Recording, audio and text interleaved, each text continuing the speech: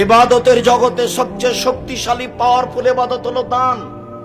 দানের চেয়ে শক্তিশালী ক্ষমতাধর ইবাদত পৃথিবীতে নেই।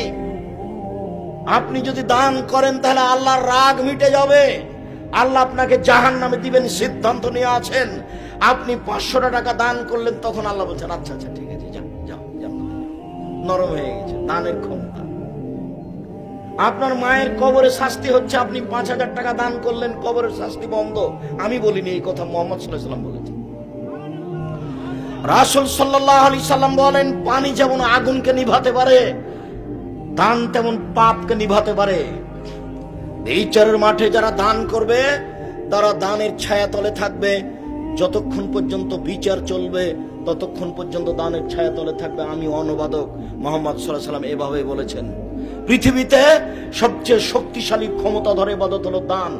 এর পরেও যদি সালাত না থাকে তাহলে আল্লাহ দানের মতো ইবাদতকে কেটে দিবেন। এক ফোঁটা চোখের পানি আল্লাহর কাছে সবচেয়ে প্রিয়। এক ফোঁটা চোখের পানি আল্লাহর ভয় আল্লাহর কাছে যত প্রিয়, কোন ইবাদত আল্লাহর কাছে তত প্রিয় নয়। রাসূল সাল্লাল্লাহু আলাইহি সাল্লাম বলেন, লা ইয়ালিজার রাজুলুন নারা বাকা মিন খাশিয়াতিল্লাহ হাত্তা ইয়ালিজাল লাবানু ফি দারে।